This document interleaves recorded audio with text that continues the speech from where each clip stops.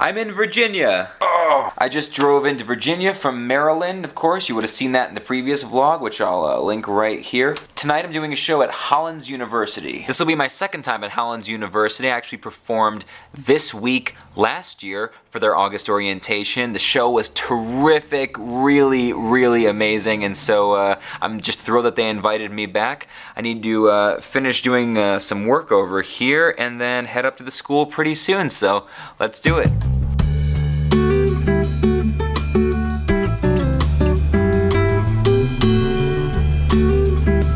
Well, I am definitely not whatever that is, but because I remember this university from last year, I remember there was no parking anywhere near the actual building. Driving around just trying to figure out where did I park last year that I was able to get to the building reasonably easily. No.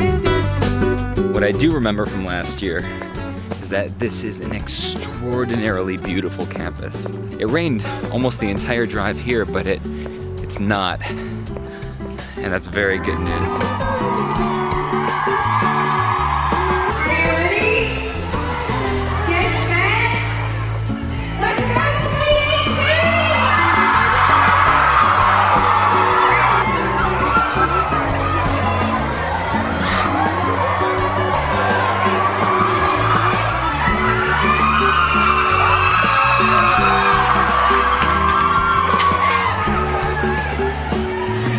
I have a feeling tonight's show is going to be just as much fun as it was last year.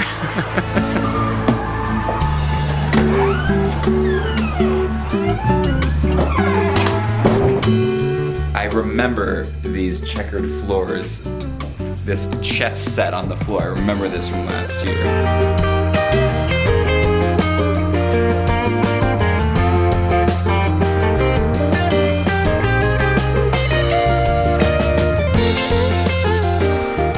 Yep, this is definitely the place. It's a recital hall. Last year we had just a terrific turnout, great students. So while I'm waiting for a student to show up, I should show you where the backstage is. What? This way you can see with the.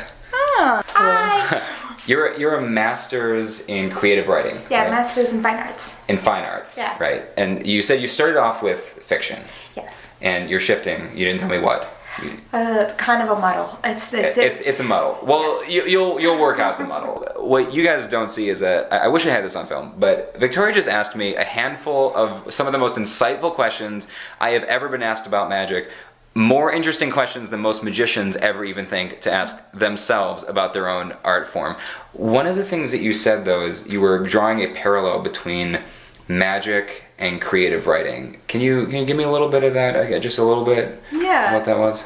Well, I'm thinking a lot about how we use words and how we use language, either like if you read Jose Saramago's Blindness. Have you read that? No, I haven't. It's this really interesting book about this epidemic that hits this unknown country and everyone suddenly goes blind. And they quarantine all these people, and it's about the story of all these people who are quarantined and they're all blind except one person. And the writing style reflects the chaos of the plot. And it's really interesting because there's no quotations, and you'll have multiple people all talking in one paragraph and you don't know who's talking, but like that really reflects the scene. So like how we can manipulate words and scenes and language to create a visceral feeling, which I think is really interesting. That's really cool. I don't know what was the author's name? Jose Saramago. He's Portuguese. I'm gonna have to look that up. One of my all-time favorite authors is Italo Calvino. Oh. So I'm obsessed with Calvino, and when you just mentioned that, it made me think of If on a Winter's Night a Traveler, which is one of his epic works. That's a book written in second person. It's a book written about you, the reader, reading Italo Calvino's new book, If on a Winter's Night a Traveler, and the process you go on trying to read the book that you are actually reading right now. And it's fascinating. Well, very cool. I would love to continue this, but I think students are starting to come in and I gotta get ready for the show. I'm guessing you couldn't hear the conversation I was just having, but one of the girls in the very front row that was the first person here, she said, we had to come to the show because a student who was a junior said she was here last year and the show changed her life. I'm like, well, I can't live up to that. Don't hold me to that. Abby, this is Abby, the student who was apparently telling everyone that I changed her life and now holding me to this immense standard. Again, one more time. I hope we... Second year in a row, changing my life. I just hope we have a good show. That's all I'm hoping for.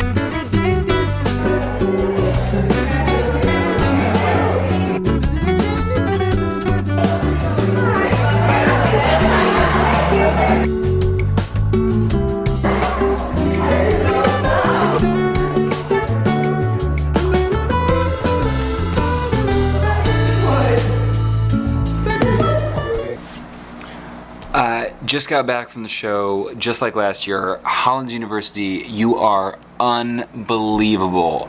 My favorite show last year, my favorite show this year, and I can't imagine having a better night than that.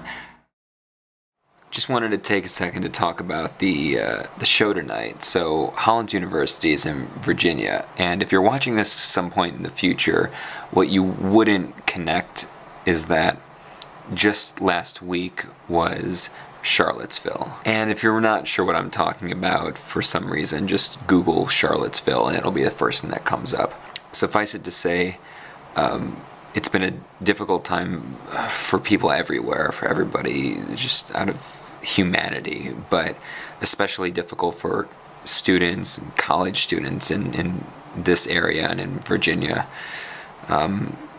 You could feel it that students were fearful, very scared, trust was broken. I chatted with some students before the show, many of them afterwards, about how they were doing and how they were feeling, and before the show I toyed with the idea of whether or not to address it on stage. On one hand, addressing it lets them know that I'm obviously aware and that I feel for what they're going through and what we're all going through.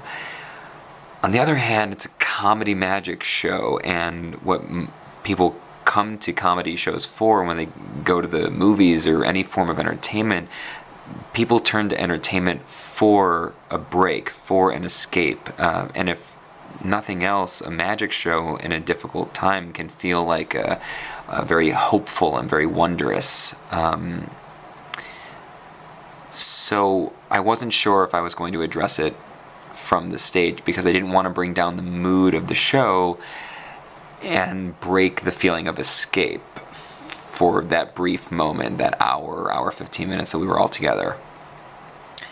And the students were so good, so incredible, just like last year, but even more than that. They laughed so hard.